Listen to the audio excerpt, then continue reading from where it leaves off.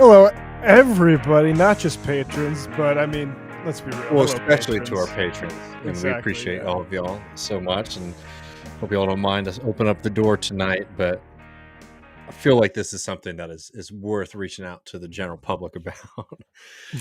But just a reminder, like it really does help us continue to grow and reach more people if you can support us on patreon.com/left reckoning. And for all the people, new patrons and those who have been us from the very, very get-go, we do appreciate all of y'all so much because it's helped us continue to do this program. At a point, like I don't know, like I'm gonna shut up in a second and get the show started, Matt, and tell me if I'm wrong, but I'm in a bad fucking mood today. I've been in a A bad little mood bit before the maudlin. show started. So I appreciate all of y'all so much, for letting us do that. Because like I'm in a bad mood because I think things are a little bleak nationally, but I also think left media right now is a little fucked up. So happy to have all of our friends here. We'll hang out, have some drinks, and take some questions and calls, and get to some segments. Yeah, do we want to get right in with the Tucker, or should we do some different? Yeah, we could do some different news if we wanted to. Yeah, why don't we start with some different news? This clip out of Montana Oh yeah, of this is important. state legislator Zoe Zephyr, transgender member of the legislature, and I'll fill in the gaps that aren't provided by this ABC clip here. Jesus Christ. For folks listening, you got some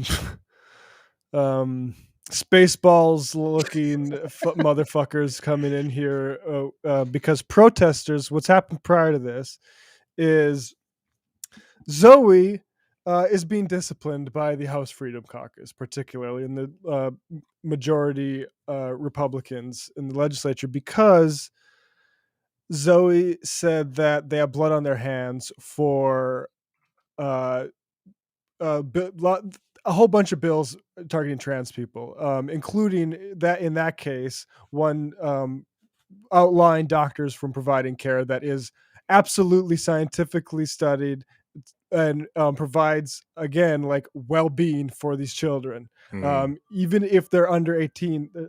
Sorry, I'm going off. And so the blood on their hands comment is entirely accurate. Mm-hmm. And despite that, uh, Matt, who is it? Let's see. It's Matt Rieger, the majority leader, said that Zoe will not be called on for any sort of business. For instance, in I believe this was pertaining to definitions about man and woman, like the real important shit that needs to be done in Montana is these sorts of like anti-trans bills.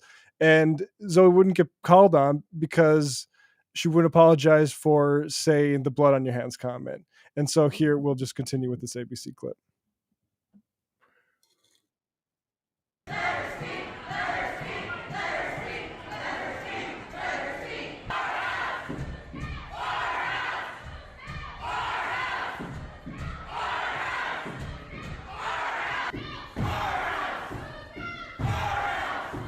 Yeah. Number of these folks were arrested to Lewis and Clark County Jail.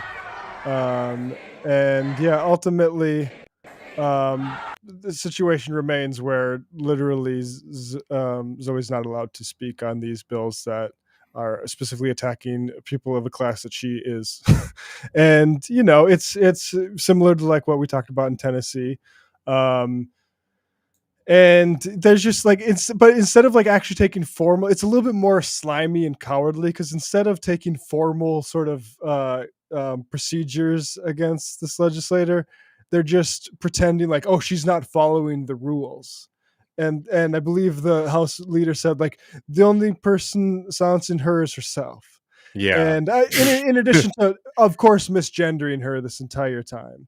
Um, and so it's like, that's where we're at in fucking Montana. And I remember when Zoe was elected, it's like, great, some progressivity. And Yeah. there's people, again, like she won that election, right? There are people in Montana who want to be represented by trans people who that's not a hurdle, Mm-hmm. right? And, to see these folks react and not be able to really face what they're doing.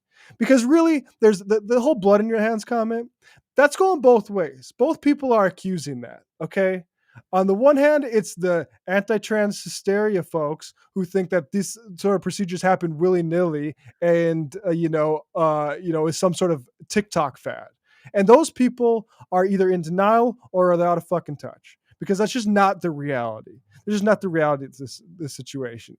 And so, like, the idea that there's any sort of trans issue that with regards to like this sort of care that requires a legislature to get in between a doctor and the people seeking the treatment is absurd. It is a product of Republican campaigns necessities. Like, that's it.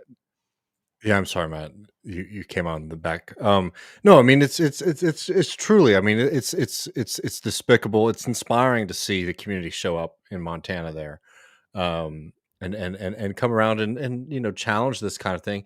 And at this point, I mean that sort of is what it's all on. At this point, it's becoming really really clear that these things are going to have to come on us as citizens and as people start fighting back against this thing. Because like I mean like again like sorry not to get back on the other track, but like where is the federal action on this shit that is getting more and more devastating and dangerous to people's lives and humanity? Where is the government? Where's the federal government on this kind of thing? I mean it's not there. Just like kind of wink and a nod every once in a while. I mean, again, like it shows like so. Well, and like we're looking at back at Jan 6. It's like Jan 6 is an ongoing process, right? Yeah. To the extent you take it seriously. And again, like these are like these are threats to democracy. Here's a representative. Somebody wins their election, has the right to speak. Right? We all have the right to speak, in my opinion. I'm old school like that, but like if ever there's somebody who should be able to go out and speak against something like this, it is a trans member of the legislature. Being able, who should obviously have the right to speak. And it's like it's funny how like, and I know we're going to be covering some of these things in the future, but like the way that the Republican Party has been operating on the state level, flouting, turn their back on the law, on procedure, on all these kind of things, to in that case say like, oh well, this person didn't follow this rule or that rule, so we're going to try to block them. Or in Tennessee saying, oh, these people broke the rules of the Tennessee State House, so now they're no longer allowed to be elected members of the body. Right. I mean it's purely cynical. I mean you have to be a moron to see something like this and be like, well, it's just the Republicans really really care about Robert's rules, parliamentary procedure. It's nasty shit. And to demand an apology like that is, to me, like, especially coming from the House Freedom Caucus, like, bro, if we're gonna be uncivil, let's just be uncivil. Let's say what we want to say then. But if you want to do this thing where you're calling everyone like baby killers and saying you're child butchers, you know what? We're gonna have our free speech too, and we're gonna just fucking have this because there's no light without heat. And you know what? Yeah, let's dispense with the decorum. Actually, and like this shit has accelerated so much. But like let's also be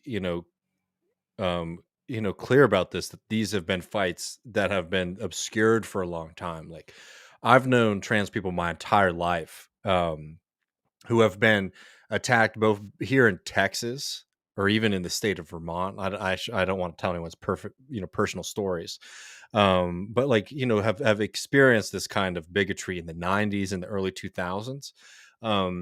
So it's always been there.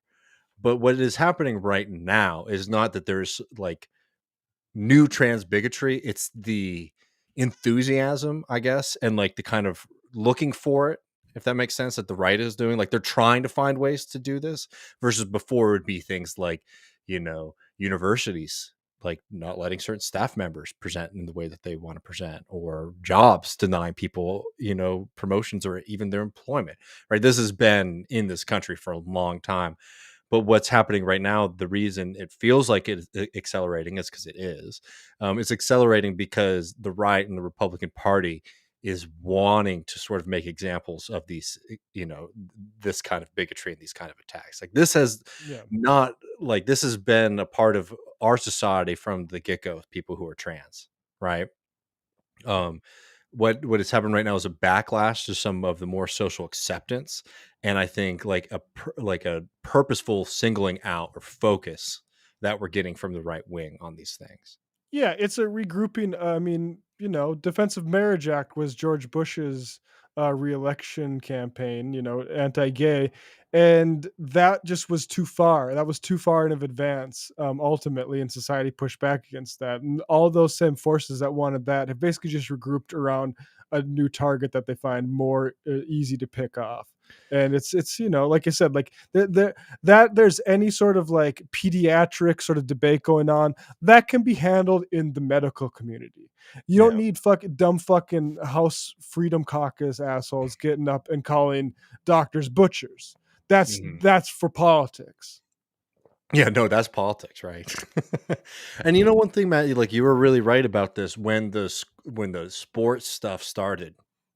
Um, Again, like as I was just saying, like this has been going on for a long time, but like the fixation of the right, like it just started with asking questions about weight classes in wrestling. Yeah, You know what I mean? And what it took about 6 months before it started to be full on bans of human beings. right. Yeah, exactly. So no peace on that issue. And across the board, but like no real room for a lot of the nonsense that we've been seeing. Well, yeah, And it's I'm confident on these social issues that American people like, even this I'm transition. extremely confident on them. Yeah, Like, this is the thing too, is that like, like this is like, I mean, I always, and sometimes it can be hard when you see things like this, but like also remember what's going on in that room. It's a bunch of people showing up in support of a community member and a member of their community and standing up for them. hmm, That is a real window into, I think, the general American population. I think like even generally, like, beyond even people who are like politically mobilized and motivated to go with things like that, some people might get like the terminology wrong or whatever, but I think generally most people are pretty okay and accepting of different of people, right? hmm, And I think that it's a really important thing to like plant our flag on that, because what the right wants to do is say this is a minoritarian position, this kind of acceptance of other human beings is a fringe thing, when in fact it's reverse, right? The people who are really worked up about this, the bigotry around this, represents like a large enough group that they're doing politics and doing things. I'm not trying to minimize it, but is not the majority in this country by a long shot.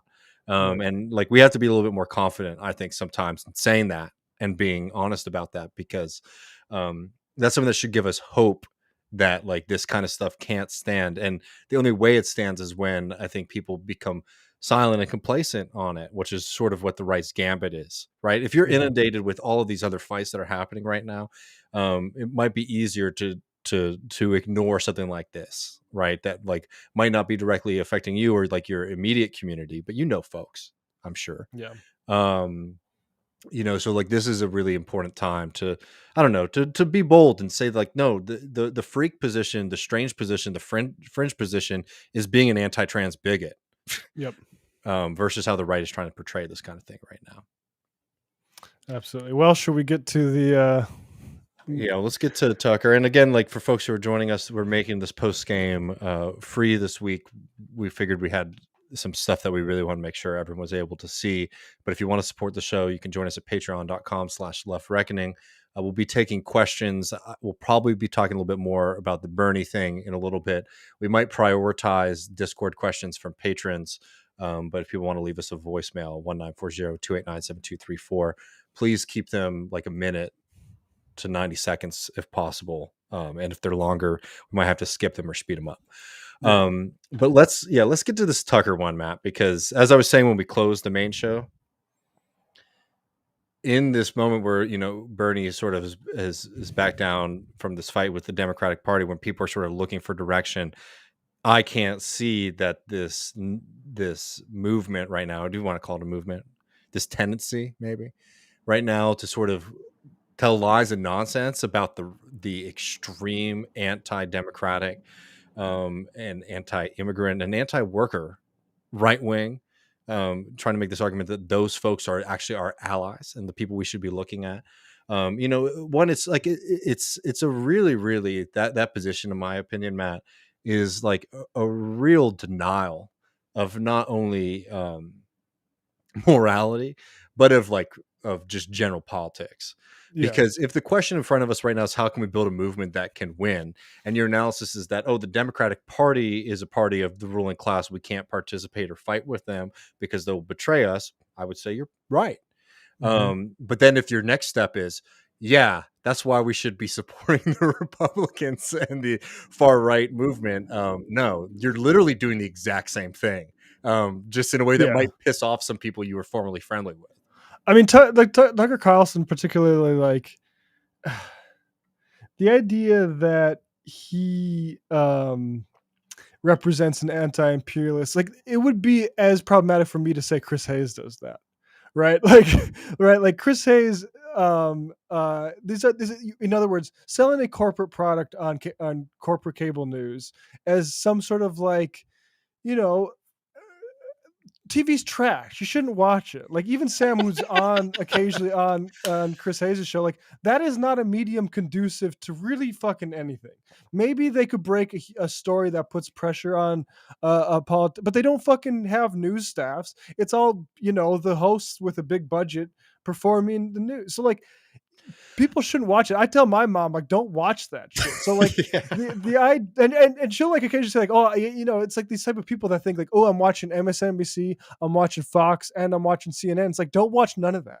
Like Yeah. that as a medium, I think it's just all trash. So the idea that Tucker himself, the guy we've talked about this with Robert Skvarla, who cut his teeth in the 90s talking about how Gary Webb was lying about the CIA connections to drug running across the border, is now going to be some sort of anti-imperialist. I mean, we know this is we Give should me a know this is break. silly, and if you don't know, some folks look like there was people portrayed in a lot of ways when I was like trying to learn about this shit in like the mid 2000s.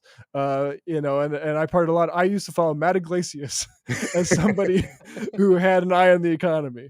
Yeah. Okay, so like, but this is a simulated uh sort of product, a corporate product that is simulating something that's really needed in society, which is people who are willing to like expose the sort of way America pursues its priorities across the globe. That is necessary. That is not something Tucker does No. at all. No. Not one bit. And like, let's get into it a little bit. Everybody knows at this point because it was fun um, when it happened. I mean, that shit blew up immediately. Tucker no longer at Fox News. And I will just say this right at the top that, like, a lot of these pathologies, I think, were people who were progressive or sort of like pro Bernie. Like the 2016 campaign, I think, broke a lot of people's brains into like one very specific critique as to why it didn't happen. And that critique was we didn't have left wing CNN. So like what we needed was left wing CNN and then we would be in power, right? Like there's a fixation with some folks on corporate media and cable news. And as we say, like this stuff can be like a problem. It has an effect. But unfortunately, like the reasons Bernie doesn't win are much more fundamental than just that we didn't have like a pro Bernie propaganda arm. And I think it drove people into a lot of very weird kind of politics. Also, Trump won like not because CNN decided to give him free media. Like he got free media because he's really entertaining, and America is set up to want entertainment, Yeah. and CNN is an entertainment product. So, like people forgot that. Yeah, do you know? I mean, these are all. That's the thing. At the end of the day, too, is like these are corporations that sell a product, which is fundamentally an entertainment product. So let's get into this a little bit. I promise y'all, this is not going to be the entirety of the segment. We're going to get to the man himself, but let's just play this as an example of somebody who is way too starry-eyed about this gentleman and Fox News in general. Who's a personal friend? You know how they say you can't watch Tucker Carlson And the reason why they say that, by the way, is because he's effective in joining populist left and populist right together to fight against the imperialist wars. And so that's horrible. They can't ever do that. Wow. Democrats turning to Fox News more than they're turning to CNN and MSNBC. This is quite a story, which is why you haven't heard it. Wait, what? Who cares? Because it's actually important and shows you that they're losing the narrative. And so what is their response to losing the narrative? Double down on calling their enemies liars and white supremacists, doubling down on turning against workers, and ignoring the story. That's how they handled it. And now you know. We can leave it there. So, all right, we're not making this about him. We've done a whole thing on him. Let's get a sense of what that message was. You know what? Up top, we're going to do this one because I think this is one of the more damning Tucker Carlson clips ever. We're going to play this, and I will play this really fast because I think people should hear it and remember this in what we're talking about. But I'll accept maybe an argument from that side as to why maybe we could ignore this after. But let's just play this for a second. This is Tucker Carlson talking about the Iraq War. Probably one of the most defining moments. If you're older, like Matt and I were both really young when this started, but like that defined our youth and our first awareness of politics. Yeah. It's a touchstone in American politics. It matters what side you were on that fight. And I think it's not digging up dirt to say, what did people say about this? Well, here's what Tucker said about this.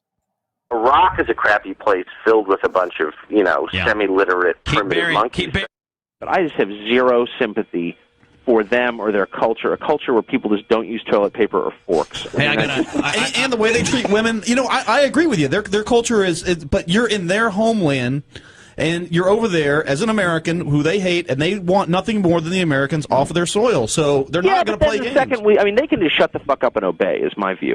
How could you salvage Iraq at this point? I don't, it's beyond our control. I mean, if somehow the Iraqis decided to behave like human beings or something, he'd need to say, look, I'm a bigot, okay? I'm a bigot. I don't like Islamic extremists. Like, if you are really heavily into Islam, I'm sorry, I don't care for you that much. And I don't care what that sounds like. You can call me a racist. You can come whatever the fuck you want. And at this juncture, you could say that and not catch a lot of shit for it. You certainly could. I'd vote for you if you said that.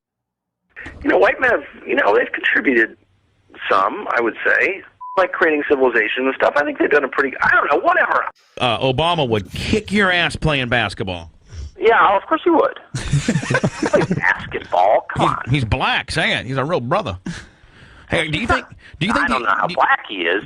How is he black, for one thing? He has one white parent, one black parent. Well, so that makes him, why isn't he white? There's some really good, immigrants. I just think it's, people who come to this country ought to have something to offer. Be hot, be really smart. You know what I mean? All right. Charisma. Across the spectrum. Some of the more contemptible stuff. But I don't share this opinion, but let's just play this out for a second. Mm-hmm. Well, that was Tucker back in the day. I will say, all of the kind of claims about his racial attitudes, particularly about immigration. People sometimes say oh, well, Tucker is sort of mirroring a Trump-ist thing and sort of changed his colors on that. I don't know.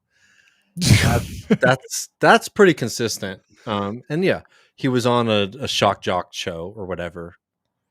Very fluently speaking in speaking in if not, what do they call it? What's the Nazi message board? Daily Stormer or whatever. What? Daily Stormer. Daily Stormer. If not that, but maybe a kick down. Those sorts of that really rolled off the tongue. Yeah, no, they did roll off the tongue. All right, but again, the Doors, the Greenwalds will say, well, he's changed, right? He's changed, things have moved. He's realized, he has that clip saying, I didn't realize I was participating in this nasty shit. Private school education, he's a fancy boy, through and through. He went to a Swiss boarding school, just for people didn't know. You needed more education? Sorry, go ahead. No. I mean, it's like as disgusting as possible, and like it's one of those things that's not even worth like responding to. But like, so let's remember he's like talking about Iraq, right? So the justification for Iraq was that they were fighting against like a threat to the region and to democracy and all this kind of stuff. I mean, at this point, he's making it out to be about bringing civilization fighting Islam, right? I mean, like that's as clear as it gets. That was the dividing line at the time, and like you said, this was I tried to date somebody who was firmly on the other side of that question, including had a father who was a vet, and did not work out in part because like there's a huge tension about that stuff that just like people weren't able to put their maybe people should have been able to, but like it was like there was no other issue that was even remotely as salient or awkward. Oh yeah, the Iraq War. So, anyways, so what those folks, the people who are like, oh, Tucker's now reformed and changed, will say is that like now he's an anti-imperialist voice, now he's a populist voice, now he's challenging the corporate media and he's challenging the Republican Party and he's doing all this kind of stuff differently now. I don't agree with that position at all. One, because of the facts, and two, Lord in heaven, I think I need a little bit more of an apology and kind of walking back of that kind of shit. We're not going to be able to go through all of the other things that Tucker said about like Black Lives Matter, about like even immigrants, though he will be talking about them because he always talks about them in these two things. I wanted to focus on two of the major issues that the folks who say that, oh, maybe Tucker will be an ally these days, focus on. One is going to be anti-imperialism, which we'll get to in a second. And the other one is something that some of these folks make a big deal about how they're the only ones truly fighting for this, and that is Medicare for all. Here is how Tucker responded to Kamala Harris's endorsement of some form. Remember, she put out this weak-ass Medicare for all during the 2020 campaign, right? So not even like the good one. Let's hear how Tucker responds to Medicare for all in this circumstance. To say we are the only industrialized nation in the world that does not offer universal health care. But the question is I get it. I get it. They all I'm not have arguing, illegal immigrants. But all I'm of them. not on the scale that we do. I'm not aware of any industrialized country that has over 20 million people within its borders illegally and is asking for more. Are we just uniquely incapable of providing universal health care? Is that what it is? To the world? Not to the world. Yes, just to the Kamala world. Harris is advocating for health care for Americans. No, that's what she said. She said that repeatedly. She has said that universal health care should apply to people here illegally. Medicare for all is health care for Americans. That's what she's advocating. That's not true. That is absolutely not true. If we can spend $1 trillion on our military, just for America. Sorry, Jimmy Dore would agree with everything Tucker said there. You could get Jimmy Dore to make the exact same stipulations and say, fuck that. But I'll talk to this. We're talking to Nicole. I was in France 4 years ago or something like that on a vacation. Person I was with got sick. Went to the hospital overnight. Tests the entire night, hospital bed. Ran the test, got the test back 12 hours later. $0. Yeah. That's fucking civilization. You want to talk about spreading civilization? That's civilization. Totally. No. I mean, that 100%. I mean, also like the morality, like behind, I mean, like this is like almost a tedious argument, but like, Lord, I mean, this is what the experience is for people. You come to this country, you get sick on vacation or something like that. You're fucked, right? Sick. You know, saying like that's the face that we want to put on our country to the rest of the world. I find that to be pretty nasty. But I think even more important, is saying that, you know, the people in this country who do tremendous amounts of labor and our neighbors and our friends and part of our community, saying, they should die of cancer. They should die of treatable medical problems. I mean, that's as nasty and disgusting as it gets. Here's Tucker again talking about Medicare for all, in an interesting way. If you're a middle-class person who can barely afford to get sick, who is struggling, for example, as so many are, to pay the premiums on your health insurance, imagine what they're telling you. They're saying that people who aren't from here, who have no right to be here, who are breaking our laws by their presence, get ahead of you in line? That's just the beginning, by the way. At various other times, the Democratic candidates have told us they want to put hundreds of thousands of criminals back onto the streets. They've bragged about decriminalizing all illegal border crossings. They've embraced the most aggressive form of identity politics, as well as the weirdest kind of gender theology. They've relentlessly attacked America as evil and described a person's worth as defined by gender and skin color, the opposite of the American dream. They've endorsed taxpayer-funded abortion up to the moment of birth. Here's Beto O'Rourke. All right, and we'll skip the Beto. Look,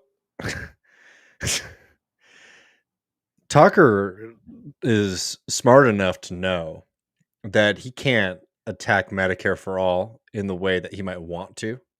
Right. This is the classic right-wing move, is knowing that, yeah, Republican policies like aren't popular in the sense of like what they want to really do with the economy and with labor. Like they don't run on child labor, right? They pass that shit, but they don't run on it, right? Right. They mobilize around, some kind of bigotry, some aggrievement, all that kind of stuff. So yeah, it's not surprising that Tucker is spending his time on his incredibly popular cable news show, as we'll get to in a second with Glenn Greenwald, right? The most watched cable news show in the country, attacking Medicare for all. Yeah.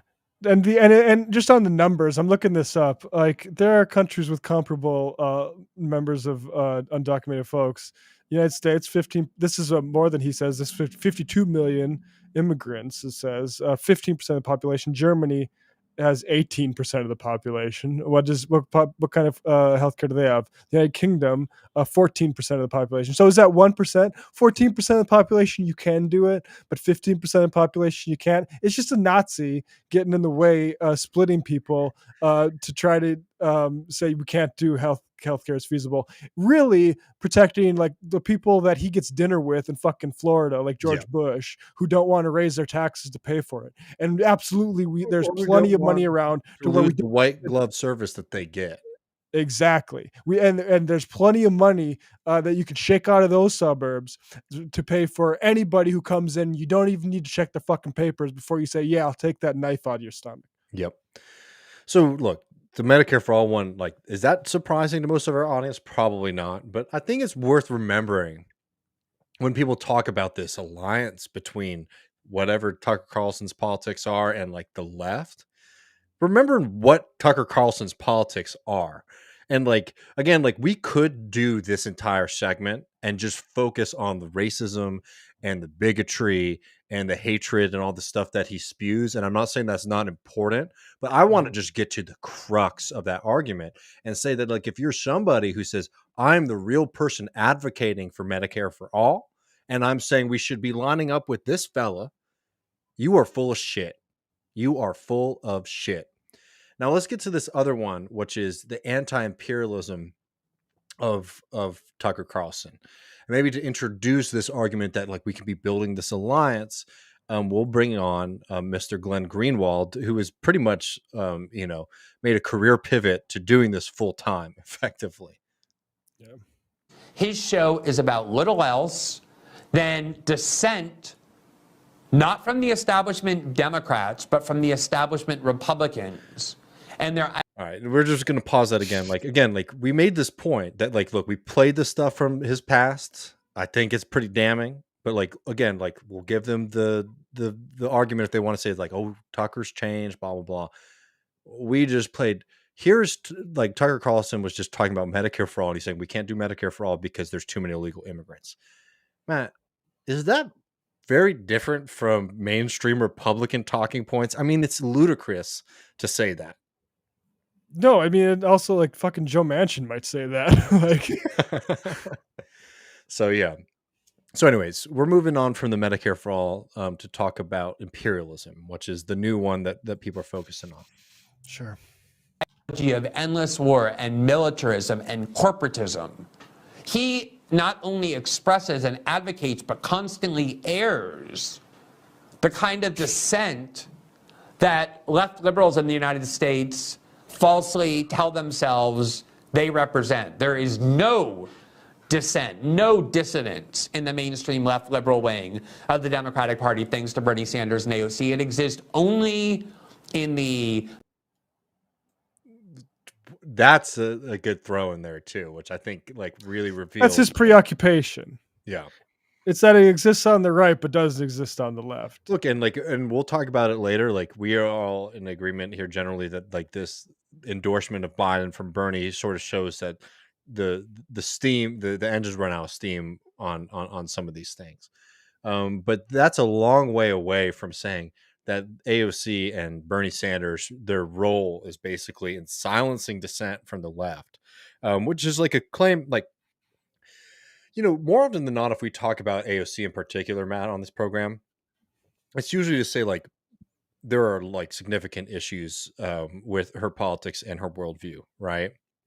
That like, and these things come from, and we make this point all the time, not from some kind of cynical, sinister plot to like deliver progressives or democratic socialists into the Democratic Party, but because, in AOC's case, for example, this is somebody who's like sort of with their movement, but it's 1 foot in, 1 foot out. Like, this is somebody who was a member of the DSA, for a short period of time before they got elevated to Congress. And that's not because she was cynical or sinister. It's actually because there was so much mobilization and opportunity at that moment to do something different that like people shot a fucking cannon off thinking that it was just going to go 5 feet in front of them, and it went over the moon, right? Like, she's an incredibly popular, well-known politician who defeated an incumbent in a thing that was happening all across this country at that time, where left groups and DSA chapters were saying, we're going to throw a challenge into the establishment and we'll probably lose, but we're going to just do it. AOC was one that just, it struck gold. The problem that ended up happening with that is like, well, this is somebody whose relationships with that movement aren't as rooted and deep as we would want. That movement wasn't as rooted and deep as we would want with the working class. So we have somebody who's willing to do certain things which are good. Like, I still will come out here and say that I think it's wonderful that the Squad and Greg Casar now came out and wrote that letter in support of Julian Assange, right? A political prisoner who Biden is trying to torture for exposing American war crimes, right? I think that's a great thing that we have people in Congress who can do that. Right. I also found it to be one of the most devastating, disappointing moments when a lot of those people, except for Rashida Tlaib, voted to block the rail strike, right? We make those criticisms on this program all the time. But the difference between the criticism that we're making and the one that Glenn's making and the one that Door's making and others make is that for them, it's like, oh, this is a plan versus this is a very clear example of the limitations of, as Glenn said, a kind of left liberal progressive politics, right? That sometimes is called democratic socialism, but like, anyway, so like, understand there are limitations there, right? But there's a big difference between saying this is like cynical, it's a plot, there's a motive behind it, there's like a idea to sort of block the left, versus saying like, this is, something that happened. We were just shooting shots and hoping that something was going to work out, and something really worked out in a big way. And now we're like, the limitations are very clear on that, right? It's really important because what is the message that you get from that criticism is that doing mass politics is bad. Participating in politics is dangerous, that everyone's out to get you, instead of saying like, oh, well, organizationally, structurally, like, we need to be thinking differently about how we can sort of mobilize and motivate politicians to stand with these movements, instead of sort of shooting people off and hoping later that they then reflect our politics and our ideas. Yeah, I mean, exactly. And like, the reason Glenn, I find really insincere at this point, because if he really was as interested in this, it wouldn't be just to take swipes at the Squad, which we again agree has limitations, but it would point out like, hey, actually, who was there for Matt Gaetz's Syria war power stuff like a month ago? It was like Squad. And it's like, yeah, they're not perfect, but like this idea that it might not exist on either party. Like, we want it to exist. We're breathing on the embers as much as possible with regards to the Squad, trying to get that to go, right? The idea that you would say like, no, this that is a good point. The idea that you'd say like, no, that's pointless. There's actually some embers over here we're going to really Marjorie blow Taylor on. Greene and Matt Gaetz and Tucker Carlson. Yeah, no, it's nonsense. Like, please, I'm sorry. I'm just going to go fucking, dig a hole and wait to die if that's the case. But he's made his point, but in fairness, let's give him his full go. Right, among the people who were shaped by the Trump campaign, and it was anchored in the media by Tucker Carlson and his program at 8 p.m. And removing Tucker Carlson from the airwaves doesn't just mean that Fox is removing the most popular host in the history of cable news, though it does mean that. It means that they are removing from the air the only person on television, on mainstream television, who would air dissent on a huge number of crucial issues. As I said, Laura Ingraham does it as well now. Jesse Waters does it sometimes. A couple other people on Fox do it. But in terms of just relentlessly and intensely forming his worldview based on increasing levels of radical dissent from establishment orthodoxy, there is no one on television who is doing what Tucker Carlson was doing. And it is almost impossible to believe that that didn't play a major factor in why he's gone. Okay. I mean, is there anything you want to add to that before we get to the imperialism stuff? No, I think that was exactly right. I agree with all of it. I mean, it's nonsense. I mean, there's a part of me that's just like it's tremendously sad to watch. It is so sad, especially that bit, which is buttering up the other hosts of Fox News that are going to get him on now, which is like, okay, it does still exist there. It wasn't just Tucker Carlson, Laura Ingraham, Jesse Waters. I mean, this is, professional courtesy that Glenn is extending. So let's get to this imperialism thing, because this is where they spend a lot of their time. And like, I mean, correct me if I'm wrong. I feel like Tucker has said some things about Assange. Yeah. Just like, generally like that's good in the sense that like, I think it's a travesty that there is a segment of this population that is so rabid and willing to want to see a journalist being tortured for doing journalism and exposing American war crimes. Because I will just say this right quick. I hate to have to say this. This has nothing to fucking do with Hillary Clinton, the reason that Biden and the US government is trying to torture her.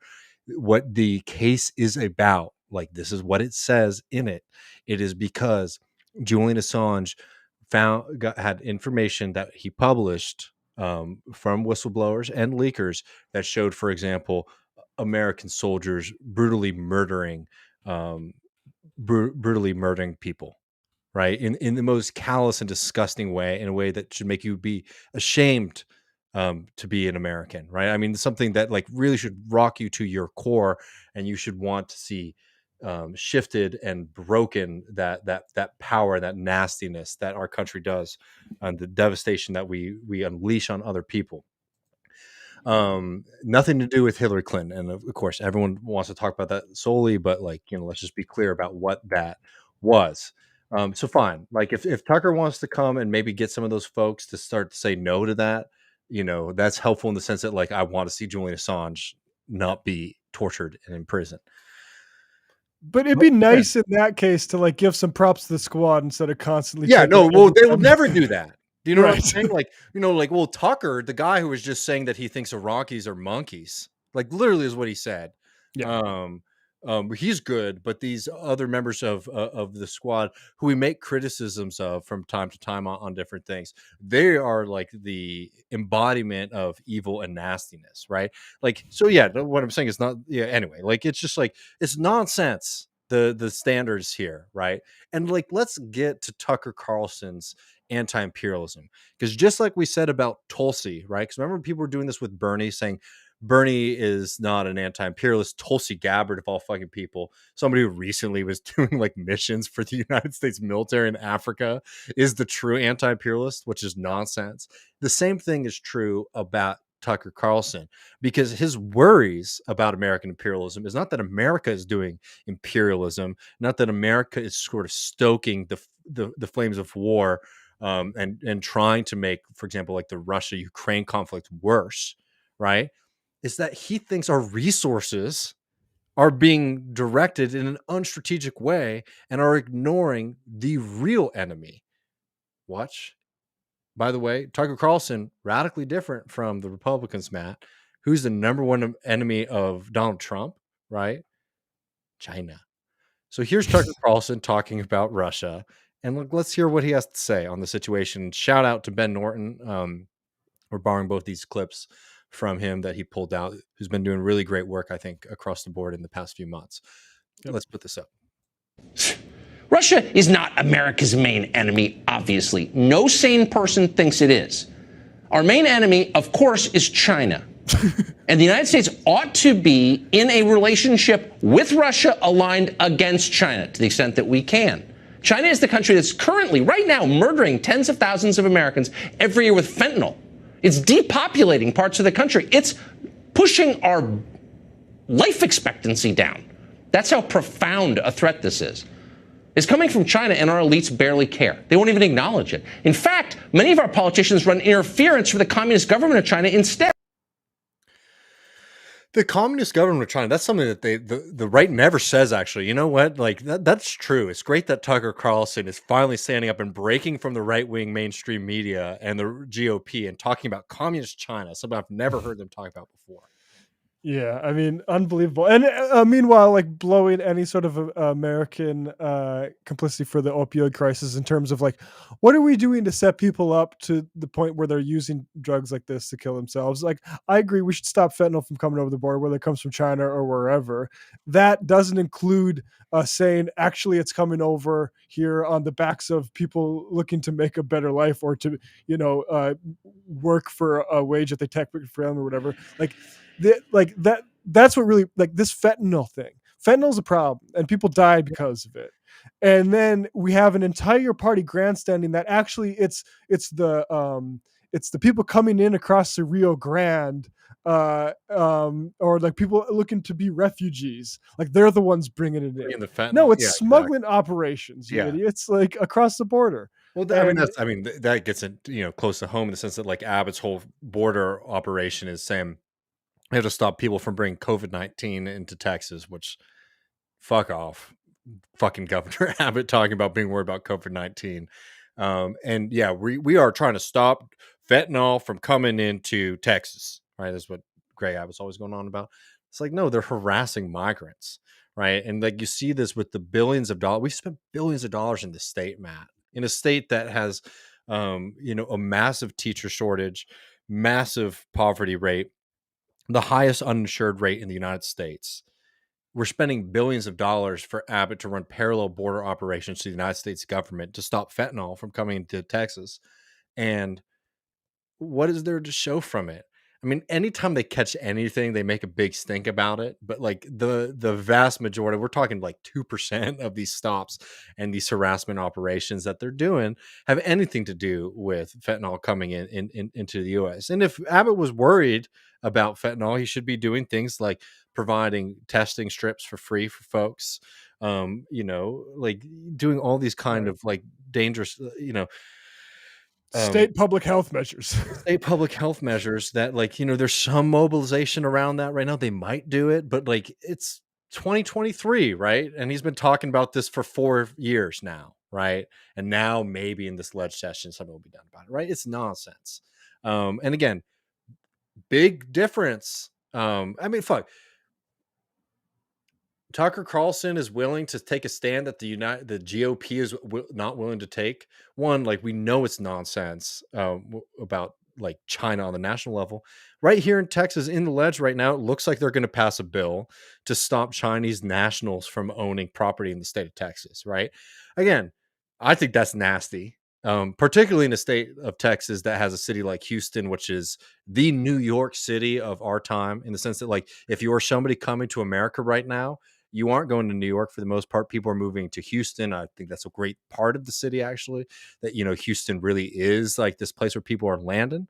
But when you start doing that stuff about nationality, that means you're waging war on Texans, people who live here, preventing nice, sweet, grandmothers from buying a house or a condo or something like that. I mean, it's nasty. It's jingoistic shit. I bring that up just to say that. So what's this argument here about Tucker being the only one to break from the Republican Party on these kind of things? The Republican Party is rabid on China. Let's just play this last Tucker bit that we have. Same subject, but let's hear him out, because maybe that was a one-off. Mm-hmm. If Russia ever joined forces with China, American global hegemony, its power would end instantly. You'd have the world's largest landmass and largest natural gas reserves allied with the world's largest population and world's largest economy. So a Russia-China axis would be not just more powerful than the United States, but much more powerful. It would have the scale to control a lot of the world's economy and trade routes and raw materials. It could project military force that, posturing aside, we actually don't have the power to stop. If Russia and China ever got together, it would be a brand new world, and the United States would be greatly diminished. Most Americans agree that would be bad. So again, it's imperial war. I mean, what is this conflict that he's setting up then?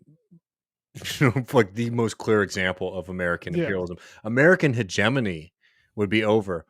Name me like any anti-imperialist worth their salt who's talking about like we got to preserve American hegemony. Yeah, I mean that's like he's like admittedly to the left of maybe a certain type of Republican orthodoxy going back, but to the right of Henry Kissinger, right? Like, right, like Henry Kissinger was criticized by Republicans because he was too open to China and Russia. But he was doing it for the same reasons Tucker's saying. Like you want to kind of play those two off each other. But Tucker's like actually on the a question of China particularly, he's to the right of Kissinger. So yeah, I mean, well done. I'm glad we have options in the aisle of cable news now. It's just insane. Is it true, as we talk about on this program, and it's unpopular when we do, Max, we run up against folks that, for example, there is a rabid saber rattling aspect of like the MSNBC crowd when it comes to Russia? Yes, it's bad. It's very dangerous. Is the answer then we should pivot to war with China? No. And anybody who is saying that the reason that they think that Tucker Carlson is a worthwhile voice is to maybe prevent conflict and war, and then they're full of shit when Tucker Carlson is not saying, "Hey, I don't think that America should be able to dictate to the world what they do."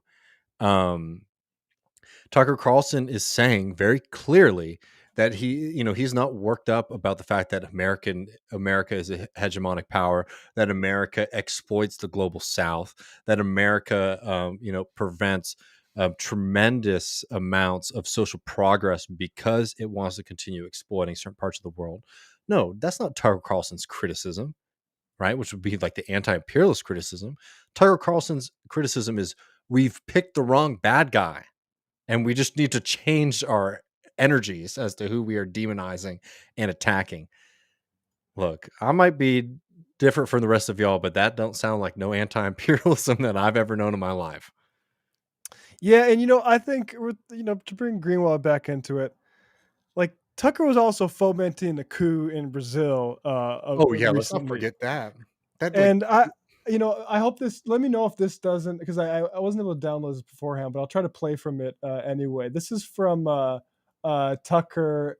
Went down to Brazil to do some reporting on how could Bolsonaro be a dictator who's planning on not to leave office afterwards when some of the media doesn't like him. Here is this section here.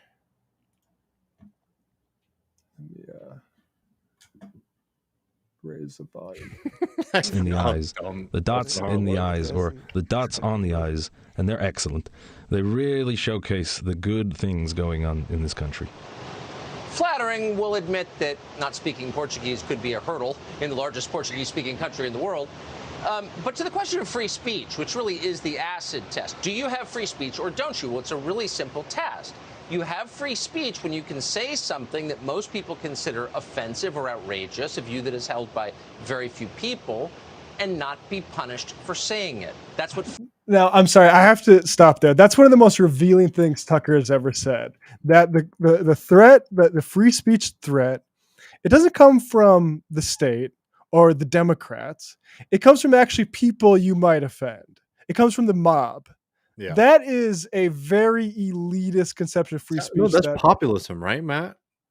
Yeah, exactly. Yeah, exactly right. What a populist. And actually, you'll never guess who appears right after that. Free speech when you can say something that most people consider offensive or outrageous, a view that is held by very few people, and not be punished for saying it. That's what free speech is. Does Brazil have free speech? Well, earlier this year, perhaps the most popular podcaster in the country, a guy known as Monarch, played out a thought experiment on his show. And we'll skip that because Brazil well. Brian Mears talked about Monarch. We've talked about that with him, but I don't want to get into that minutia. Yeah. But here's Lived here for 17 years. He's an independent journalist with an emphasis on independent, and he joins us tonight with this assessment. Glenn, thanks so much for coming on. So I was really struck. There's so much about Brazil that's amazing and impressive, and I understand why you moved here. But the question of free speech, media freedom, how does that stand, would you say, now in Brazil? Yeah, I think one of the benefits of living in a foreign country for a while is that you see some of the flaws of your country, but you also see a lot of the really good sides. And one of the things that exists in the United States that doesn't exist in a lot of other countries, including Brazil, is a more pluralistic media than is available in a lot of other places, even if it... Yeah, I mean, so there's Glenn. Earlier in that segment, Tucker called Lula a criminal, a convicted criminal. So nice of him to make that appearance. You have a point that I want you to make about what this means for right-wing media, but let me just say this really fast. We said all this stuff about Tucker Carlson, right? And how he's bad. Is that an endorsement of CNN or MSNBC? No. Rather, it's for people who are thinking that like, oh, we're getting airtime on these programs to say certain kinds of things. Means that there's some new opening in American discourse for certain kinds of ideas that have been foreclosed or denied for a long time is wrong. Tucker Carlson wants you on those programs so that he can make this point that like, look, we are part of this new vanguard of folks who are saying no to the mainstream. Well, again, I've never understood the argument that Tucker Carlson is the most popular host in the country as being some kind of endorsement for his truth telling, right?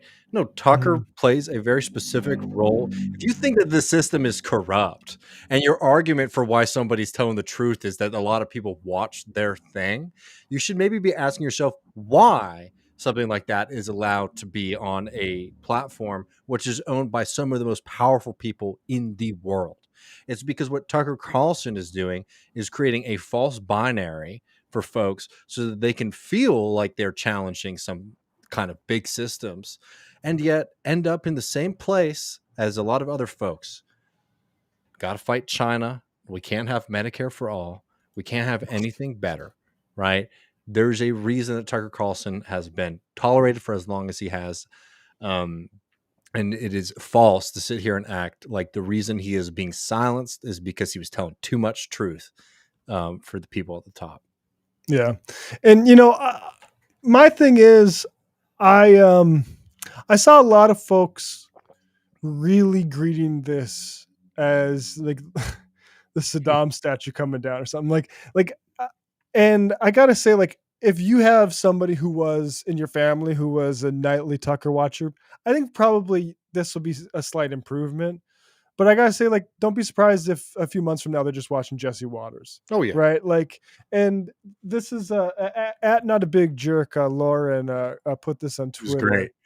Exactly, and this puts the numbers to how my initial reaction. Like Robert F. Kennedy doing the same shit. Fox fires Tucker Carlson 5 days after he crosses the red line by acknowledging that the TV networks push a deadly and ineffective vaccine. Yeah, is vax bullshit. And Lauren says, this really just shows how irrelevant modern cable TV has become. 3.5 million viewers, while great for 2023, would have placed his show around the 116th most watched program of 2002, right around Whose Line Is It Anyway, and just behind Smallville. No one cares anymore. And like, I really think like it is like, yeah, no, that is a good point. It is like leading up to World War I and being like, who has the best wooden ships? Like, and it's like, look, like we got a new wooden ship, but I don't know if that's really going to win the battle. And like, this has been diffused, and Tucker isn't so much the like Hitlerian Machiavelli. I think he's probably peaked here. I think he was a symptom of a sort of, and maybe a savvy one in the way he was able to play certain things. I think he's savvy. I think that's fair to say. But I don't think like this doesn't mean he's telling the truth. It just means he knows how to play a role. He knows how to play it well, and Tucker was online. like I've spoken with people who know leftists who got a call from Tucker to he wanted to suss out their criticism of the Democrats, and weren't invited to make that criticism of themselves on the show, but saw that Tucker regurgitate it on the show later. And that's effort that Hannity doesn't put in. Hannity isn't calling up Claremont Institute nerds when they get in hot water for defending Nick Fuentes. But I just think the GOP, Tucker, I do think Fox News, to the extent and it's true of MSNBC to an extent, they are organs of these parties. But I think you can overstate the significance of one of these individuals. I think it's basically these institutions have been deteriorating in significance for our entire lives, and we don't adjust our sort of models for that very well as it's going. Yeah. No, it's not good, folks. Very bad. Yeah, so good riddance to Tucker. I think you're right, Matt, that this isn't going to be a real big shift in anything. And it's childish of me, but sometimes you wish there would be some kind of reckoning for folks who are promoting a lot of this nonsense. But unfortunately, the only thing that will be a reckoning for them is if we can change the power dynamics in this country. If we extend healthcare to anybody, regardless of citizenship. Yeah. That's how, yeah. But folks, we're going to go over to the more interactive portion. We probably won't be able to get to everything, but we'll try to get to at least a good amount of them. Folks know the phone lines.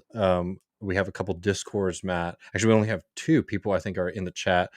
I'm down to talk a little bit about this Bernie thing. If people in the chat have anything in the YouTube chat, anything they want to say on that, I can read it to you. Matt, I don't know, because you do the messages. We got 2 messages from folks in the Discord saying that they've re-recorded their messages.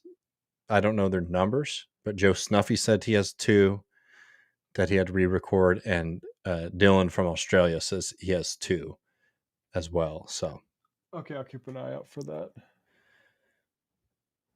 Do you want to start with Discord, or do you want to go? I got a call here from neither of those chaps, so right. We'll do this. Hey, it's Uncle Matt, Major on the Discord. First time caller, long time listener. Had a lot of thoughts. I was thinking one thing with cop reform, police reform, we could treat it like the mob. So, if you snitched, you get full retirement and they relocate you. And, this way, kind of treat it like dealing with the mob in a sense. And see where we can go from there. Incentivize, take the compensation out of the police retirement fund. It's just some skin in the game. All right, look forward to hearing from you guys. Listening to the show. Bye. I mean, I 100% support any kind of program for people to reveal things. I think it's pretty sad to, to treat it in that way. But unfortunately, I think you're right. Yeah, I'm not sure. I don't know. Reminds me of that show. There's a witness protection comedy show. It's a whole family that had to go into witness protection, and the entire show they're wearing stockings over their head. Here's another call here. Hey, Matt and David. This is Michael from Salt Lake City, Utah. Wanted to call and see if you all caught your friend Daniel Bessner on Real Time with Bill Maher. I watched it. I have watched maybe 2 episodes of Real Time, and I think Bessner did really well. Thought he brought us some good points, and I am proud of him for sticking through that because that show is fucking awful. Bill Maher talking about cops being demoralized, stupid cancel culture stuff, and that audience, I feel like maybe it's just a talk show, but they are clapping like sills. They seem like fucking idiots. So yeah, just wanted to get your thoughts, see if you all watched that. Bye. First of all, they go to that's at Bill Maher's house, right? Am I Is mistaken it? about? No, that's a studio, bro. I mean, is Is it? it? I mean, that'd be. I mean, I don't. One of those I don't guys know. So has like, I'm not doubting you because I just assumed it's a studio. I mean, it's massive. It's big as fuck. one of those guys has a studio at their house. That'd be crazy. Well, yeah, look that up because if that's the case, that's really insane. Um, Part of me doubts that Bill Maher would let people know where he lives, but I mean, Right, look, that's a good point. it was rough. I mean, I thought Danny did great. I was I I feel like we watched. don't need to make the case that Bill Maher's conservative anymore, do we? No, I mean, I was like, again, like I didn't think that like Bill Maher was like a leftist or even like a liberal at this point. I was pretty taken aback about how reactionary his program has gone. I mean, it is pure just grievance, right wing reaction shit. And like, I think Danny did a great job. I was sad. I thought Danny was going to be able to talk about the fascism stuff or some of his major articles or something like that. I felt bad just in the sense that like, man, it would suck to get invited on something like that. Like, no, you're going to hostile territory, but like you're getting prepped and thinking maybe you talk about one thing and then it's just like Bill Maher being like, hey, black people, they don't know how to read as well as white people, which is like one of his things that he was getting into. Or like, why do we not have black celebrities talking about black on black violence? I mean, Yeah. it was like that was more reactionary than I thought, and I thought it was be pretty bad going into. Yeah, why don't we just have fucking Charles Murray on the show while we're at it and bring out the calipers. Like, But maybe this is like crazy. too much inside my own head. When I watch something like that, I'm like, how would I respond to like that situation? And like one, I think it's unfair to put yourself in that position because it's like that's a lot to deal with if if you're not doing that all the time. But I was like, oh man, poor Danny's being thrown into these really stupid ass conversations. And I think Danny did a really good job at sort of holding to his own. I particularly thought the point he made about college campuses towards the end was excellent because if people didn't watch it, Bill Maher, of course, is like, oh, these college kids are going nuts and, they're doing all these things we don't like. And Danny's like, well, probably some of this stuff comes from the fact that like university education, higher education in this country has become a pure commodity and a product and an experience instead of education. And if you want to see that change, maybe you should support things like breaking corporate power over universities, supporting things like public colleges, and changing that dynamic, which I thought is like, if you need to like, because you're not going to be able to like go on. I mean, when Danny even tried to push back on Bill Maher's stuff about Chicago, Bill Maher just like shrugged it off and said, "Yo, you sound like the new mayor of Chicago," right? Which is like he's not engaging with you. So Yeah, like if you're motherfucker, only that's why going he to get won. like one line things and you're not going to be able to get to anything else, like that was, I thought, a really great point. Saying like, a lot of these things that you guys are worked up about are consequences of, you guys are probably wrongly worked up about it. Don't get me wrong, but like, whatever the excesses of them, right, are like created by the privatization and the corporatization of Yeah. universities. Well, it's like it's from what are they called, from like sales or neuro linguistic programming.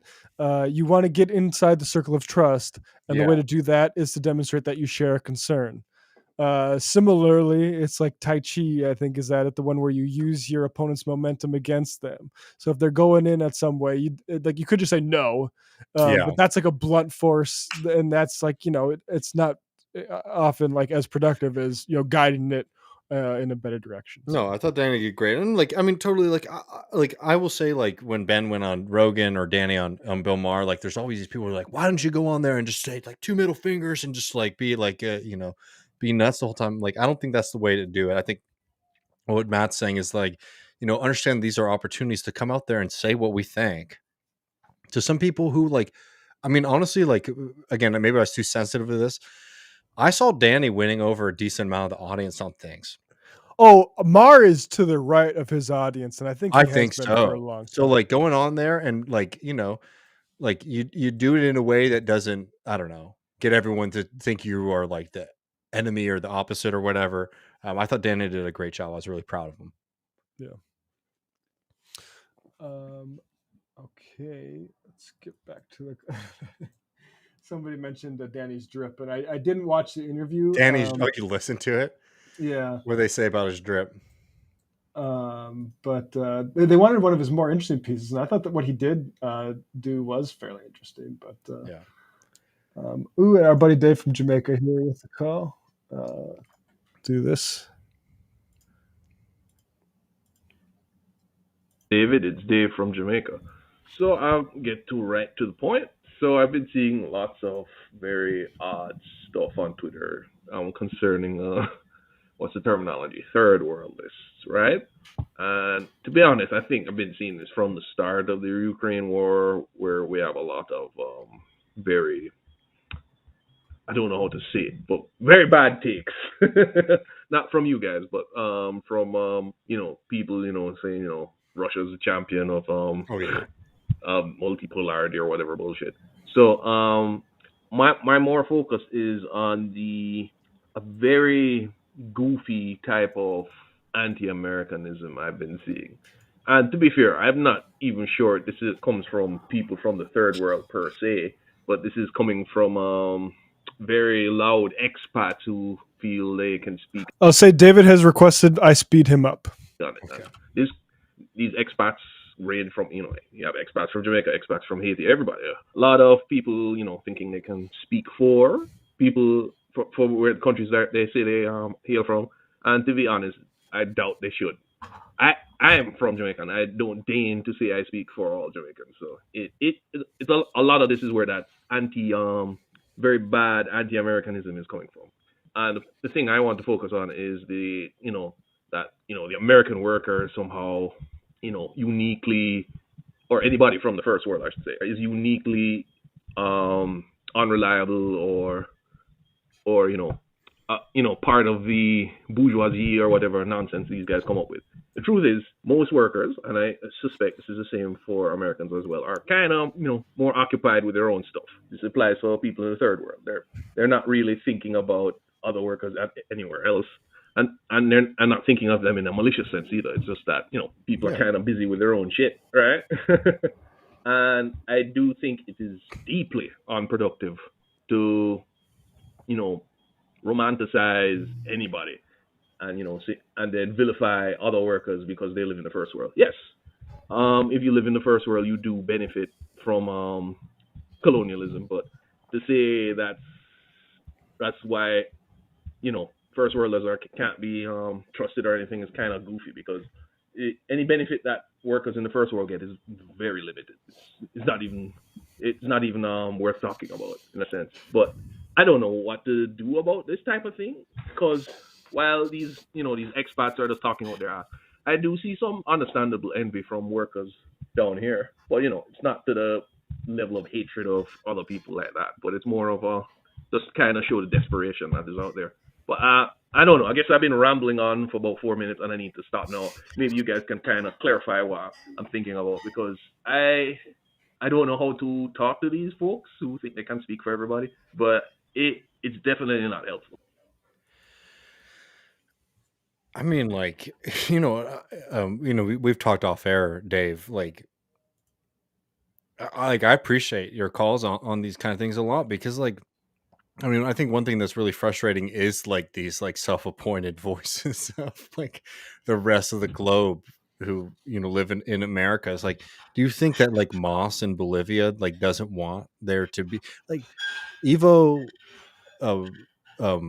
Lula, all these people, like they were all like, we want Bernie Sanders to be the president, right? They want to see like a left-wing movement be successful in this country. Like, I'm sorry, like most of the third worldism, pessimism stuff is like one of those morbid symptoms I was talking about earlier in the program, which like it comes out of like a feeling of like despair and a lack of ability to act.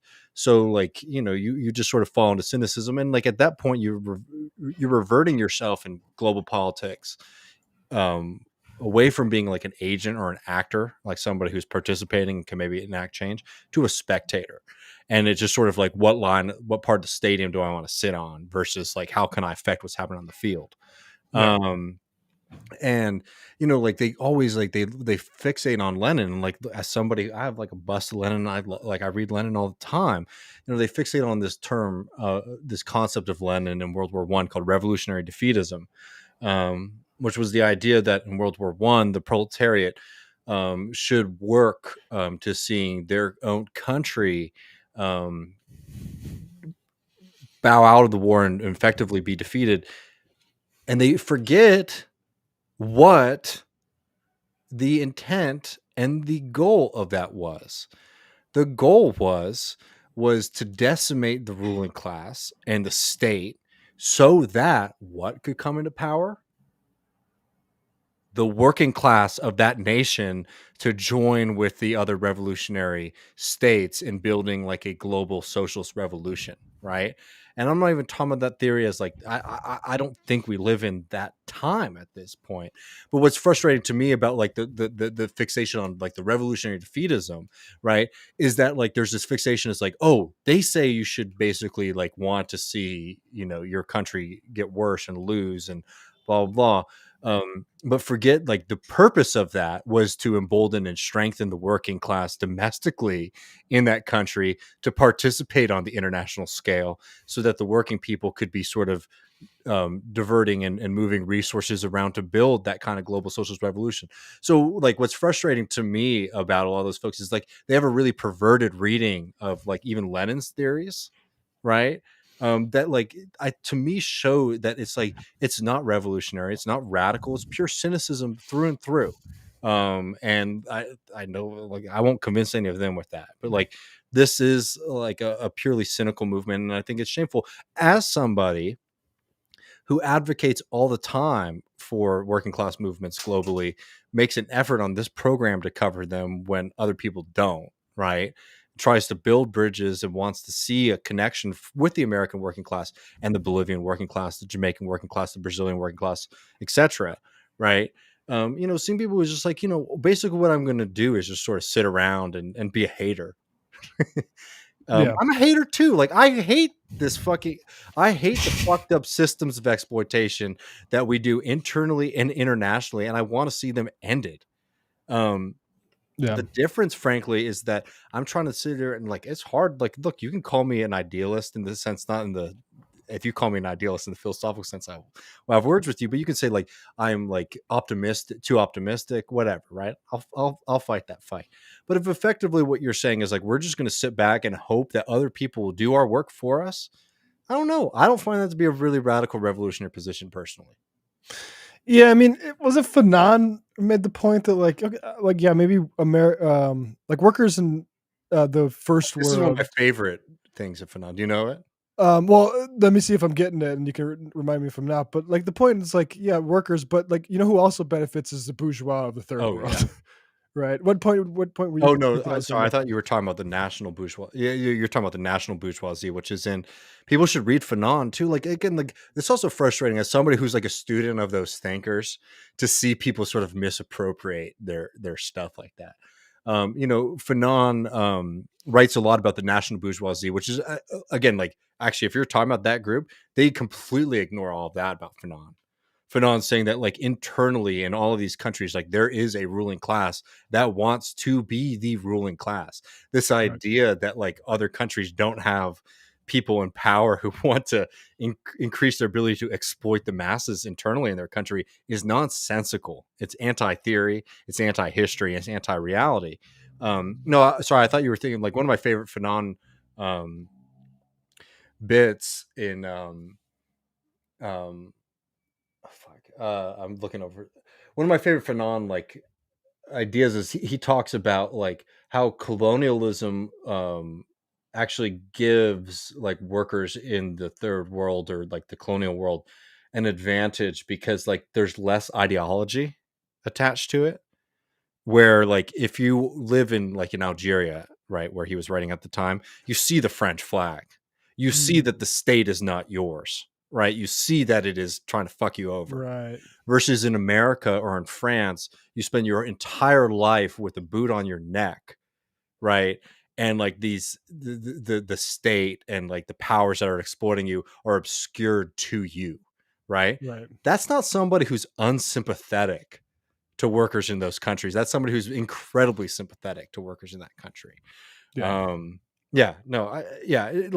infuriates me to no end that basically like those people act like there's no space between just sort of like opting out of politics and just being a cynic versus somebody who is genuinely horrified by the shit that these powers do globally and wants to see that end and is trying to figure out a way to build a movement that is capable of doing that. Right. Next call here. I don't believe it's one of the doubles. Hey y'all, it's Ziggy, trans in Nashville, calling in. I just wanted to say I feel your frustrations, Dave, with Bernie and everything. I've been sick of this whole bullshit that Democratic Party is kind of all we've got to protect ourselves against the Republicans. I'm also get frustrated with people making a difference between Republicans and MAGA extremists and all that. But regardless, I do have some optimistic news, I guess, maybe. I'm getting my first solo art show here in Nashville, and it's at a coffee shop that's unionized and very leftist and very cool. And the people there are like, I can do whatever I want, as long as it's not erotic. But I mean, politically, they know that I'm trans and that I'm leftist, and it's just pretty neat. And also, I've been finding a lot of like online trans leftist activists that are really giving me some hope and focus in the fact that we're all very like artsy fartsy, and that we want to kind of work with kind of our strengths in that regard, and to do some organizing across the country, because we're all over the place. I'm the only one in Nashville, but there are people that know about the area, but they're all over the country. And it's given me a lot of like hope and focus, and especially when it leans on my artistic abilities, because that's kind of only thing I really know how to do. And a lot of us kind of just working on these things, and we're getting some information and artistic organizations, and we're like collaborating with other types of leftists that are, not trans activists, but just, leftist activists. So we're trying to like form collaborations and solidarities with other leftist focused groups. And it's been refreshing because it's been pretty dark, and there's a little glimmer there, and it gives me a sense of relief. But at the same time, the darkness just keeps getting darker.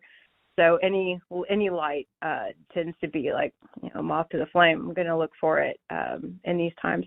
But anyway, I just wanted to kind of echo your feelings on that, because I feel it. And but anyway, I love y'all, and we'll catch y'all next time. Peace. Nice. I mean, that is extremely, I think, extremely a hopeful message. That's awesome. I appreciate the call so much, and folks watching, like, I don't have the links handy, but Ziggy is a really incredible artist. I know we have some examples of their work on our Instagram page if you want to check that out. Like, really good shit. No, I mean, I think that's beautiful. And like,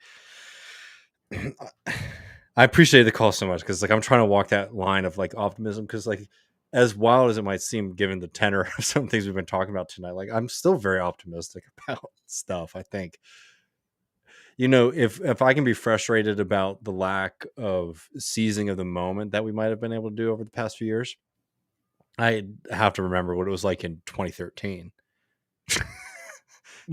When there was none of this. And that should give you some inspiration, not to sit on your laurels or not. It's so funny. I remember the Friday that Bernie announced in 2015. And it was a different sort of thing, because it's like I was excited. Did you know anyone who was excited? I mean, probably. Well, so Bernie had been on Majority Report a few times when he was Did he come on congressperson. I think we've had him on once since he's run for president or twice. But yeah, knew him, and I remember talking to Chris, who's been on the show before. About like, oh yeah, this is awesome. Like this guy, like it does, like I share the depression of like, there's more to show for it than I would have bargained for at that. Oh yeah, no, are you kidding me? Moment, right? Yeah. But like, it's like it is over. It's like, Lost is done now. You can still get the reruns, but they might do some online fan service stuff. but they're not really pumping out episodes But anymore. like we'll figure it out. Like that's like my intent at least is like we're gonna figure this out. Like I'm mad, I get upset, I get sad, like all of us do.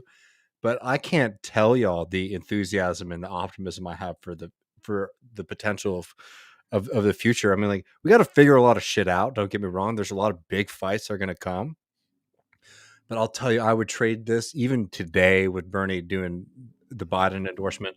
I would trade that for any day in 2014, 2015, before that 100%. Right. We are way stronger than we've ever been in my life, at least. Found the Joe Snuffy call here. Hey guys, Joe Snuffy. So, quick analogy, to cheer people up on the Bernie news is, so you start dating somebody, it's really great, you both are into each other, you think there's going to be like a huge future for it, and, you're really excited. Then you take a summer job and you're gone for a couple of months, and while you're gone, you check out social media of choice, and you catch them announcing that they're going to engage, they're going to get married to somebody else. It sucks. It doesn't feel particularly great, but hey, positive is you're exactly where you were before that announcement happened in terms of your literally everything else except for your emotions. So you have to do the same work. Situation hasn't changed. It's not 2015 anymore, and we gotta just adapt to the nightmare world that we live in. But hey, there's still possibilities in the nightmare world, and at least now we have no actual obligation to participate in presidential politics at all. So our energy can actually be devoted to other and far more productive things. All right, everybody have a great night. Bye. I mean, Joe Snuffy, what your analogy suggests is that we should get on a plane to Miami for a weekend. Let's do it. I love it. That is funny. Very particular analogy there, Joe Snuffy. Love and war, right? And I believe this is the other. Well, let's see. I've spent so long in my life working on charismatic deflection that I have mistaken it for being being an asshole, for being charming, and that's my mistake. And I want to begin just by apologizing to Matt for all of the attacks that I've given him. I know that we have our bitterness, and clearly he didn't want the Black Adam cinematic universe to succeed, and there's bitterness there, and it'll never go away, I don't think. But I don't feel that it's necessary for me to engage in, attacking him, because I genuinely, on a deep human level, deeply appreciate the value that both of you, but also Matt, because on the Majority Report, listen to his voice every day. There's so much that I have learned and benefited from him, and it's just is incredibly depressing that a person can finish their master's degree, be incredibly charismatic and charming and competent, and just be essentially set up for a life of just absolute misery in terms of financial security.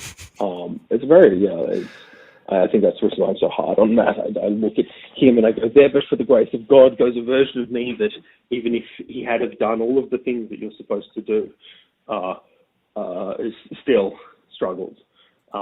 Is what I would say if I didn't know that there was a world historical opportunity for the American proletariat to get Medicare for all, and Matt felt that there was no need to force the vote, and as a result, people in America die of medical, with incredible medical debt because of his arrogance and his hubris, and his refusal to use his platform as a powerful leftist media creator to finally move the dial.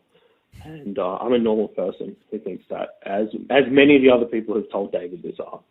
Anyways, sorry for going over. Take care, guys. Well, Dylan, thank you for the apology. Oh man. Are you so? Oh, yeah. Sorry, you froze for a second. We're good. Oh no, yeah, I'm good. I'm here. I just loading up the next one there, but yeah, no, We got a chat. We'll put it up there. There's now a left-wing movement. The only real thing this movement lacks is a productivist project for the supply side of the economy.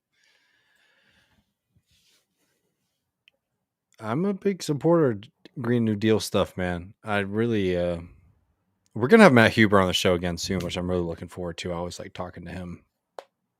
Actually, since we have folks watching, you pull up the next call. I'm gonna get this ready for folks because talking about action, there's something that's going on right now that easy, and it would be great if we could get everyone watching to sign this petition. Cool. Yeah, I got next call from Tommy here. Or did you have that now, or do you No, play the call. Cool. Hey, Left Reckoning. This is Tommy calling from sunny Seattle, Washington. Hope you're doing well. I'm doing good. I'm actually taking spring quarter classes right now. I'm taking an interesting seminar on crises in capitalism from the Great Recession to the pandemic. That's been interesting. I've actually gotten to read some of Mark Blythe's book on austerity, which is great. It's kind of a throwback to TMBS and the illicit histories y'all did with him. I'd love for you to have him on the show. Yeah, we should get him. Two things I wanted to touch on. First is the University of Washington Librarians Union won a new contract after over a year negotiating with the university. These librarians threatened to strike basically in the 11th hour and kind of force the university to capitulate. They're going to win higher minimum salaries from somewhere like a 10% increase from $40,000 a year to $60,000 plus, among a variety of other benefits. And I think it's a huge victory for organized labor in Seattle in an unlikely place, for people with master's degrees who, just like anyone else, just want to get out of debt, want to start families, put their kids through school, afford to live where they work, etc. Mm-hmm.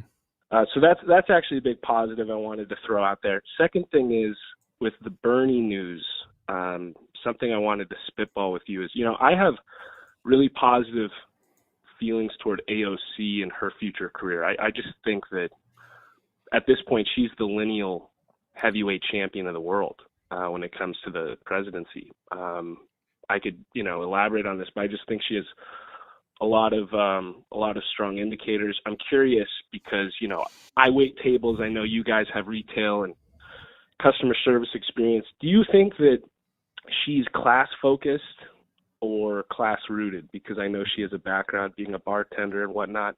But yeah, that's something I'm optimistic about. So I'm curious what you guys think about that in the future as a candidate and whether she's sort of a viable option. Okay, I'll leave it there. Have a great rest of your post game, guys, and I'll be in there with you. Okay, take care. Bye-bye. Love you, Tommy. I gotta say, I'm less bullish on AOC as a national political figure. I think I'd probably generally lean towards class focused more than class rooted on that. Although I think they're at least the good indications that Brandon Johnson had, which is it matters to me that you were traveling to the Dakota Access Pipeline, things like that, and being part of those the DSA, and I think that's good. But that's not a whole lot of time to be in those sorts of movements, but even beyond that, I feel like the it's not her fault, but she's demonized to a large part of the population. Not only every Republican, but a lot of Democrats as well. And so I kind of think she's not actually the best and I think New York doesn't help either. Entirely. I mean, I guess Trump is queen, so maybe it's whatever. But like, I feel like Tlaib would probably almost even be better than AOC for some of those reasons, because she's at a little bit lower profile in And terms of like. I would make the argument that I think Tlaib is way more embedded in the DSA. Rooted, I yeah. think that like that the railroad vote like really explained that well to me. Sorry, Matt. Keep going though. I didn't mean to cut you off. No, I agree with that. So like, I think I would I think AOC, like, I'd like to see her as like senator, like replacing think she'd be, yeah. Schumer. But I don't know, and I think she could win that easy. I hope she I don't. jumps on that sooner than later.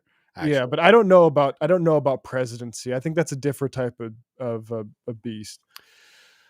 I mean, I have, a lot of thoughts on this. I'd really like to spend some time, like, even just for my own benefit, like working through it, because like I have such an up and down relationship, or way of thinking about AOC. Like the quick version is that, I think that she does a lot of really good things, and I think that like people who are willing to like sort of throw her to the side so quickly are wrong. I think her ability to speak to people, particularly like young folks, and like make things like democratic socialism, things like that, good, is helpful. Now it's extremely limited, because like, for example, when she tells people to join an organization like a DSA or something like that, it's like it will be in a list of like 10 other groups, right? So like, is it really apparent what kind of politics, like, if like what her value is as like a magnet for a certain kind of politics? I think, Yeah, it's not like join the DSA, the group through which you can keep. which I'm like like an avatar of. It's like, oh, here are like 10 groups that are cool. You know what I mean? Right. So like on that level, even for the DSA, it's like, like she muddles that a little bit too much for my liking. I'll start with negatives and go to positives if that's fair. The railroad thing, I think, really expressed a severe lack, and it's not just her; it's other folks too. I mean, someone who we praise a lot on this program, Ilhan, was with that too. I think the difference from what I've talked to folks on the ground from different local DSA chapters is that Rashida is like way more involved still than the other major members are with their. I want just to butt in about Ilhan. Like, I'll say Ilhan is one of my favorites, if not my favorite. But she's less, I think, class rooted than even AOC. Ilhan's a politician. I think so too. Yeah, Ilhan is definitely a politician. Like, she's a parliamentarian. Like, that's where she's at. But I just put in the chat, there's a really good article that was published in Jacobin by one of the members of Railroad Workers United, which is a group that's trying to because we talk about the Christians of the labor movement, and like one of the things that's very clear is when you have like how many different unions are in the railroad, represent railroad workers. I mean, it's all over the place. So the idea with the Railroad Workers United is to like unite the unions under one house so that they can act together. So one of the leaders of that group responded, I put in the chat, to AOC's vote in particular, on denying those workers their basic rights to be able to go on strike if they just deem that's what the course of action they want to pursue. And like one thing that you note in this and in other ones is that like AOC, this is a little mean, but like she has like a very liberal view of workers' issues. And what I mean by that is that like, how like liberals will say things like, listen to like Black women, right? And like, of course, like those are voices that are unheard. But what does that typically mean in practice? It means like we're going to find somebody who sort of like aligns with what we want. And like, that's the voice, right? Versus, because how could you do that on any kind of meaningful way of like talking about a significant portion of the population, right? And when it comes to workers, like in the railroad strike, she said, well, she talked to some workers about this, and this was the course of action that she picked because that was what was told to her by the groups.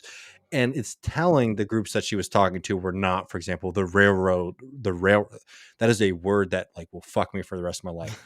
Railroad Workers United. She wasn't talking to those folks. She was talking to other people, right? And that betrays orientation. And again, I don't think it's cynical or sinister or anything like that. But like, it's like, oh, I talked to a worker and they, or a worker group, and they told me this. That's sort of it, which is very different from like a Marxist, or even like, in my opinion, like a socialist mentality. There's like, what are the unions that are like the most radical? What are the ones that are sort of pushing the envelope? What are the ones that are sort of calling for the significant changes that we need? Well, it's very clear there's one that's, the more like representing the more militant faction within those movements. And that's the RWU, in my opinion. Right. And like, she wasn't in conversation with them. So like, for me, like, it shows that like, instead of like taking like a more Marxist or a socialist approach to working class issues, it's more of like a liberal one, where it's like, like I don't want to open up too many cans of worms, but like, it's like, oh, did we hear all of these different voices, right? Which is a more liberal approach versus saying like, what groups are mobilizing and are militant and are challenging capitalism and are challenging the bosses. Those are the progressive forces within these things. Those are the ones that I want to be in lockstep with, which I think would be the socialist analysis, versus AOC, who's saying, I'm going to be talking to maybe some of the more conservative ones or whatever. But I talked to workers, and that's what they told me, and that's what I'm going to do. Do you get what I mean? Like, that's a different perspective that I think is much more reflective of maybe like a liberal or like a typical like Democratic Party member view of like politics and society. Yeah, I mean, Mary Peltola said you don't cross a picket line, right? Like, you don't even need to be a Marxist. You could just be a labor Democrat, and you should have got that one right. And like, yeah, it's super troubling that.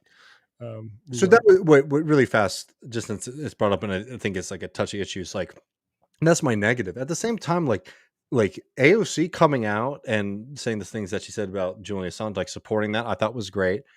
We played it on the show when she was talking about challenging the court. I thought that was wonderful. I think that's exactly the kind of movement, like direction that, at least in the current parameters, that like members of like the left wing of the Democratic Party should be going, right? So like, I'm not one of these people who thinks that because I see like there are severe limitations here, saying that like we're going to write people off and act like there's no value, because I think that's ridiculous.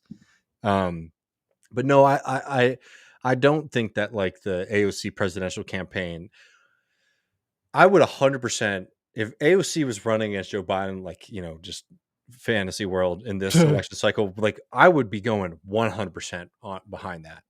Right. Like barring any other kind of opportunities or movements, like, yeah, I think that that's a better future. So I'm not one of those people who's going to be like, oh, because you break on this or that, I'm never going to like think that this could be beneficial. But I also think there's a limit to that kind of politics. And if we're just sitting here talking behind the scenes in the post game, no, I think that like we probably need to be looking bigger, frankly, than just sort of attaching ourselves to somebody who currently has like a bit of attention and celebrity around them for politics. Yeah, I agree. One last call from Kowalski from Nebraska here. Hey, it is Kowalski from Nebraska, and hopefully I'm not being canceled this week by anything other than my allergies, which just, won't go away. But I missed most of the program this evening. A bunch of buddies of mine were back in the area from my old college days. We all went out to the bars. It's all right though. I'm just driving now, so that's safe. Anyways, we were discussing some politics, and because I missed most of the show, I'm assuming we're all super excited because we're riding with Biden. It really feels like the 2020s is just like on perpetual repeat with the same tired old people talking about the same, things on the national stage. But, there is that little bit of good news in the background. Lula's still, doing well. And, well, I'm trying to be more optimistic, but I have been reading some climate change reports. So the fact that I'm still breathing shows that I have some reason to think that we need to keep going. Whatever that is right now, I'm not sure. But then again, I am the one leaving the bars. So with that, thanks for the show. I'm going to catch it later. And Matt, I hope you got your gift. You've earned it. Yeah, all right. Bye. check in tomorrow on Majority Report. I did not. I have not opened the gift yet. I didn't see it actually in the office, so I'll have to see where they're keeping it. Well, appreciate the call. He did say this in the chat, but shame we didn't get any John Brown calls from that. All right, we want to run through these discords before we roll, Matt. Let's do it. Dave from Jamaica. We got the omnibus. Dave from Jamaica. Scab Hogan, shocker. LOL. Talk about Hulk Hogan, which feels like a lifetime ago now. It's been a long show. When is the next meetup for patrons? Soon. Let's do that soon. We love doing those virtual meetups with our patrons. We hang out a little bit and talk. And the last one from Dave is Glenn's laziness is what gets me every time. Did he think before he put out the slop? I don't know, man. It's as somebody who like defended Glenn and not trying to put you on the spot, Matt, like maybe was defending Glenn even a little bit later than you. I'm not like, I don't mean that as an attack. Like, it's just like, it's no, everyone had their infuriating how annoying. Everyone had their Glenn day. Like there's people who look at me like, yeah, we told you about Glenn, and you called the shrill, and it's like, yeah, you were shrill, but you're right too. So whatever.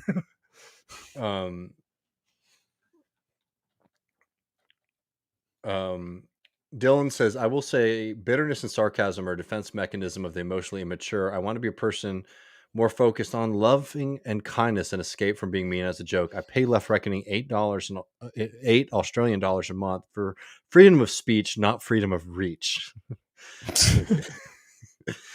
Feel it's worth noting that only 1 in 3 Australian GPs will take Medicare as payment because of a decade of the Tories cutting the rebate. We need to do another in-depth Australia episode because like y'all are dealing like the fights there are universal in the same kind of way as like left decline, but particular in the sense of like that shit's fucked up. But at the same time, it's like it's nice to even hear about Medicare, and I don't want to, put roses on the shit sandwich that y'all are eating because it's fucked there too. Antonio asked a good question, man. I'm curious what you think about this. How come people on the left fell for Tucker's nonsense, but no one was fooled by Buchanan? People probably were. Yeah. Yeah, I mean, I think yeah.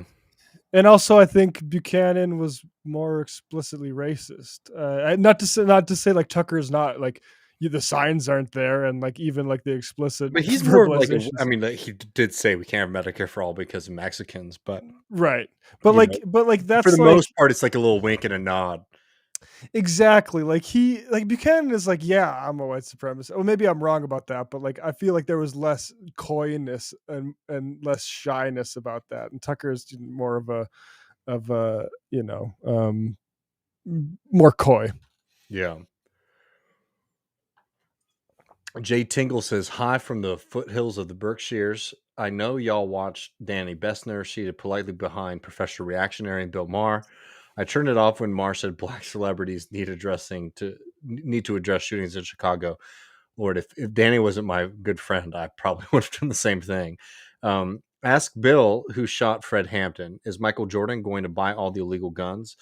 Brown Professor suggests they pull up their damn pants. Thoughts? I mean, like it was. Well, yeah, I have some thoughts. Like the idea of this cop stuff, that the right seems to think is some massive, conundrum that the left can't deal with. No, it proves a point about cops that certain communities feel the need to arm themselves because recourse to the state monopoly of violence isn't actually a reliable avenue for justice for them. Right? Like everyone fucking knows this. And most people are from communities that have a skepticism of cops that exists until the point where they need to like go like round up loitering black people or something like that. I know people who like talk about like throwing tomatoes at cop cars, and then we're like, let's have the cops give whatever they need to go put down Dakota Access Pipeline protesters. Right. So like the crime in certain communities is that reason. You should be able to have a state that say investigates murders and that sort of stuff, and people do want that. The police don't do that. They don't actually clear murder cases. They don't actually investigate crimes. They harass people, and so people decide, okay, I need to be the cops now. I'm going to be the cops, and that's as simple as it is. I think that's excellent, man. Really. That's a perfect way to put it. And last one of the night, Joe Snuffy says, so now that Glenn Greenwald has lost his Tucker gravy train, which white ring grifter do you think he'll sell out to next? I'm not saying that having him on so often is definitely what got Tucker fired, but in the absence of having other evidence, we can't rule out that he got typhoid Marie of right-wing media. People are just asking questions. He didn't get Tucker. Glenn has stated himself that he's going to be on with Laura Ingraham and Jesse Waters. Yeah, basically, he didn't want to lose that shit, so he'll be a regular guest on a lot of those programs. Folks, appreciate everyone so much hanging out with us tonight. Our patrons who have been supporting the show from the get-go, and those who have just joined us recently, like, thank you. You are the ones that keep the lights on, help us continue to do this. I started the show really pessimistic. I'm still really upset and depressed about some things, but I'm extremely optimistic about the future, and y'all are a huge part of that. If you want to support this work, if you had a lot of fun watching this post game, I mean, this is a great time to sign up. Patreon.com/Left Reckoning. We do this every week. We're here every week. You know, a lot of people watch the main show and they miss the post game. Frankly, Matt, if I'm being honest, like post games where we start to get into some of the more fun stuff, frankly. Yeah, it is. Yeah. We do the vegetables for everyone up top. We try to be responsible news broadcasters, and then we get to then we get to fuck around and talk real shit. You know, there's some veggies in there too, but really, like I'm not trying to pat myself too much on the back, but like I think the way that Matt and I cover these things is unique. I don't think a lot of other left media is doing this, and it means a lot to us to support it, and we really want to grow. You know, we've been hitting this wall lately. So like if we could continue to see some movement, we really want to expand what we're able to do. So if you're able to join up at patreon.com/Left Reckoning, I appreciate all of y'all so much. I'll be back on Thursday for another Griscom stream.